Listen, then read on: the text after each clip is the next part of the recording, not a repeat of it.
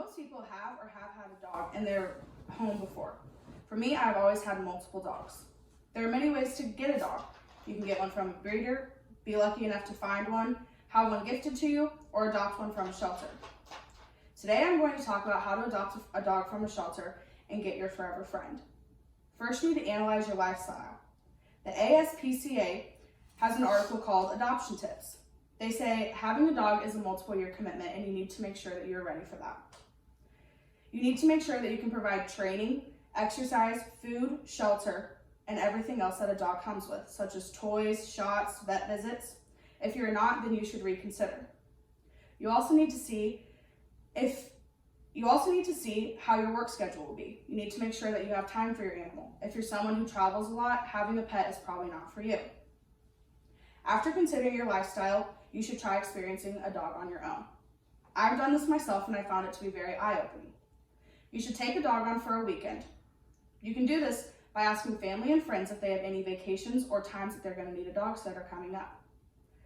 The PetSitter.com says that when you take on a dog, you need to make sure that you keep the same structure and schedule that they normally have. That includes potty breaks, naps, going to sleep, what time they eat, what time they wake up. You need to keep it the same as before. You need to make sure that your home is ready and you have all the supplies that a dog would need while spending time with you. Taking a dog out of its element can also cause behavioral changes. These can be good or bad. They may whine and want you more, or they may be standoffish. This can happen to you, and if it does, you should take it with a grain of salt and realize that they are experiencing something new as well. Taking a dog on for a weekend also allows you to experience a long-term commitment. You realize how needy animals are and how much they truly rely on you. You also could get to experience new breeds that you might not have come in contact with before. This is a learning experience, and you should take everything that you can from it. After your trial, you may be very tempted to get your adoption process rolling.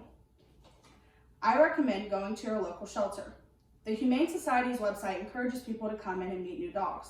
This allows dogs out of their kennel and meet new people and socialize them. You get to experience new breeds and sizes of dogs that you might not have considered. Large dogs, small dogs, dogs that have certain needs, everything. I would also recommend doing your at-home research. You need to see when you pick what type of dog you want, you need to see what that dog might need. Some dogs require certain grooming. Some dogs require certain medications and have different health problems. If you're able to benefit that dog, then that dog will be able to benefit you. To do that, you must meet their needs. After learning what dog you may consider, you might be thinking, I'm ready to move forward in the adoption process, but how? It's time to adopt. First, you need to make sure your home is ready. You also should make sure that you're financially ready. When you get your puppy, you might have to take it in for shots, grooming, vet visits, everything. With your home being ready, you need to make sure you have all the supplies such as food and water and that your yard is safe for them. Some dogs have not been in non-fenced yards.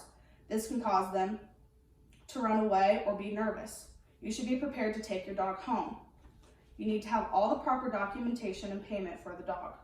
What to expect when adopting a dog states that it could cost anywhere between $0 to $300 to adopt your dog. Dogs cost a lot of money over the years. Vet bills pile up, food costs, boarding costs, training, everything. But you should be excited about this.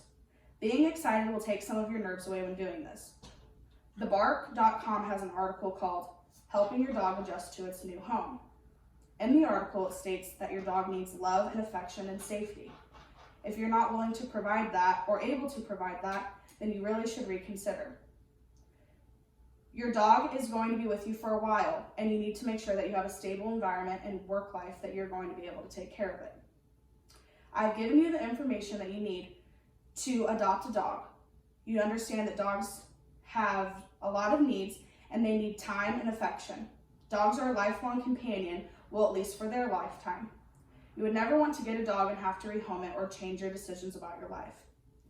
With all this information, if you're considering on moving forward, you should start with your local shelters and see what's available and go from there. I hope everyone gets to find their lifelong companion and gets to stay with them for forever.